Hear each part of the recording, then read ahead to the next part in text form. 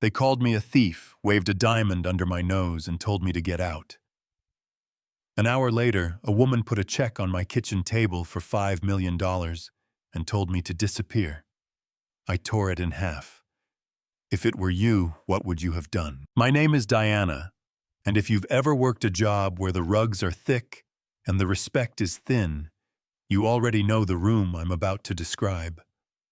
A luxury boutique with mirrors that flatter the rich and expose the rest of us floors that click under heels that never slow down, and a manager named Susan who thought power meant speaking softly while cutting you to pieces. I was the girl who steamed the silk, cleaned the stockroom, fetched coffees for people who wanted oat milk and apologies. And every time a commission finally looked like it might be mine, someone stepped in with a smile and took it like it had always belonged to them. You know what I mean. The kind of place where your paycheck is a rumor and your pride is a coat you can't afford to wear inside. The day everything shifted, the door whispered open, and an old man walked in wearing a coat that had fought too many winter's shoes with tired edges, hair that hadn't seen a comb since morning. He didn't fit the scent of the room, and you could feel the air change. One of the senior girls angled her body like a velvet rope and said, "Sir, you can't be here." Susan arrived in perfume and posture, smiled without warmth, and said it cleaner. "We serve high-end clients, not panhandlers." The staff laughed under their breath like it was a joke they'd already heard. I crossed the floor anyway. A cup of water, 2 hands, a kindness that costs nothing. He took it as if it were crystal eyes, soft and clear, and said a sentence that felt like an old key in a new lock. Good things happen to good people. He asked me to help him pick 10 luxury outfits. 10. The room went quiet, except for the sound of people trying not to laugh. I measured shoulders, chose suits that would make a man stand taller, picked silk that would catch light the right way, and for a moment I forgot about Susan. I set everything out like a small parade, and he clapped his hands together, delighted. "I'll take them all." $25,000, I said, and I could already see rent breathing easier. Then he patted his pockets, chuckled and said, "Oh dear, my wallet is with my grandson. He's very rich."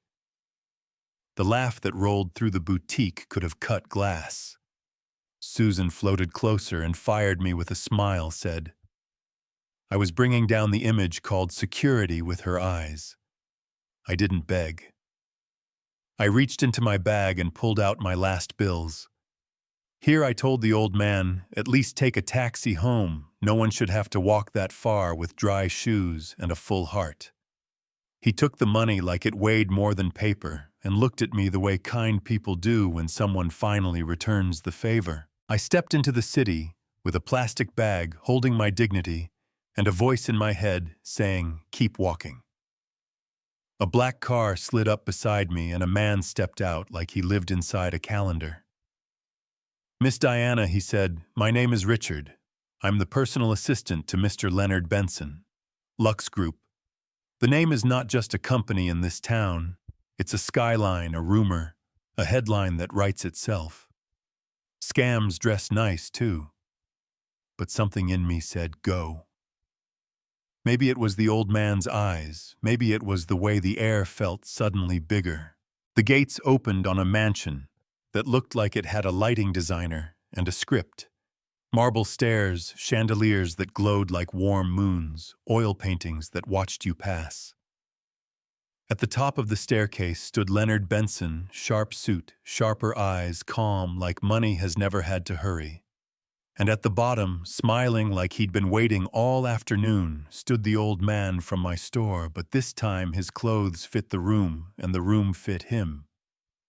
Yeah, that happened. We sat in a living room that could have swallowed my entire apartment and still had space for my worries. Leonard said I ran a background check. He didn't say it to scare me, he said it like a fact he would rather not have needed. You live alone, no family to back you up. You gave my grandfather your last cash. Then the gifts arrived in hands that never become tired. A dress that cost more than my savings. Shoes that felt like stepping into a different kind of life. A handbag that glowed under the chandelier. Richard opened a small box and held up car keys. A Rolls-Royce. Leonard said, "It's yours." I wish I could tell you I didn't hesitate. I did. For a breath. Then I said no. I didn't help him to be paid back. I did it because he was a person who needed a hand. Leonard tilted his head like the word no was rare in that house. "Why not?" he asked. "Because I need to look myself in the eye when the lights are off," I said. Mr. Benson the elder clapped once and smiled like a teacher when the quiet student answers the question nobody else wants. "If you won't take these gifts, at least stay a while," he said. "Keep me company." It was a simple request wrapped in velvet, and I said yes because his eyes were asking, not his money. The problem with walking into a bigger life is that someone always thinks you took a door that wasn't yours. Lucy arrived that afternoon in a red convertible that sounded like an argument.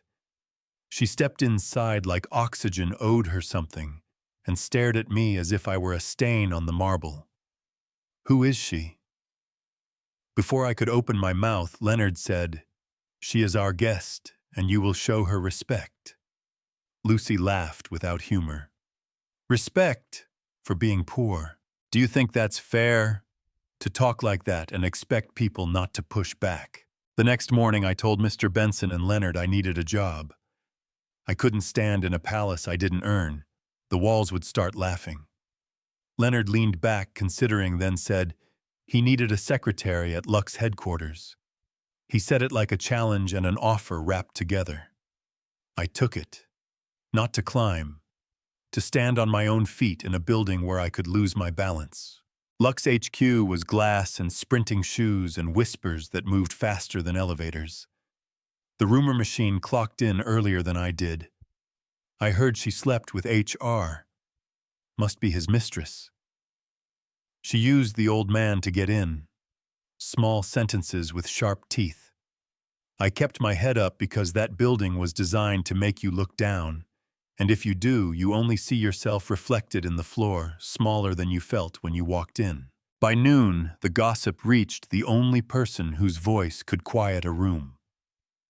Leonard called a company-wide meeting and spoke without raising his voice. "If I hear one more word about Diana that isn't work-related, I will personally fire the person responsible." He looked straight at Lucy, who had found the head of the table and made herself comfortable. Her smile twitched. The room stopped breathing. Something in me let go of a weight I didn't know I'd been holding. Not love yet. Relief. We worked late a few nights after that.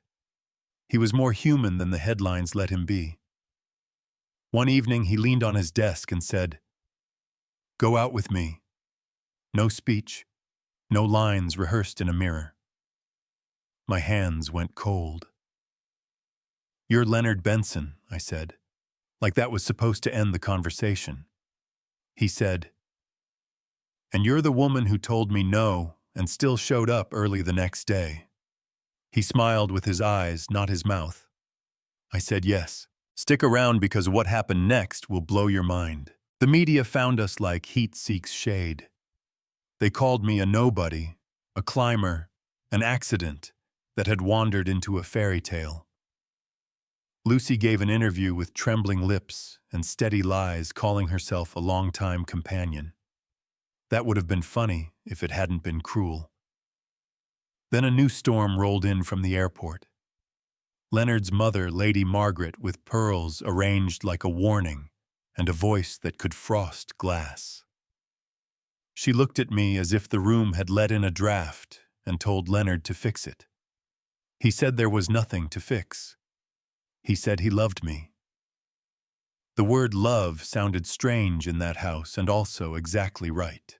Now the twist. One morning the mansion doors opened hard and fast. Guards stepped in like punctuation marks, and behind them came Lady Margaret, with 3 relatives, and a silence that told me this wouldn't end in a conversation. "We found a missing necklace in your room," one of them said, "a family heirloom worth more than the rooms I had ever lived in." The accusation didn't arrive like a question. It arrived like a conclusion. My cheeks burned, my hands went ice cold, and my brain tried to run while my feet stood still. Mr. Benson stepped forward, calm and warm, and said, "Diana is not a thief. We are missing something. But suspicion is loud.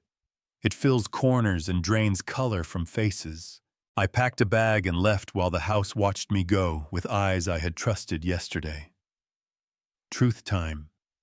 He didn't chase me to the driveway. I thought that meant I was alone again. It didn't. I went back to my small apartment with the peeling paint, and the lock that sticks sat on my bed, and stared at the quiet. The doorbell rang. Lady Margaret stood there in perfect posture, glanced around my place with a look that said the air was different here then, set a checkbook on my table, wrote a number that made my pulse do math, and tore out a check. $5 million if you leave Leonard for good. She said it soft, like mercy. I picked up the check and could feel the ink like heat through the paper. Then I tore it in half and handed it back. "I love your son," I said, "but I am not a problem you can solve with money." Her eyes flickered. Something shifted just for a second, and then she left without taking the halves.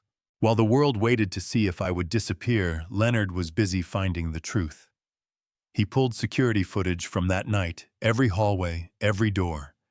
He called a family meeting, and when everyone was seated, he pressed play.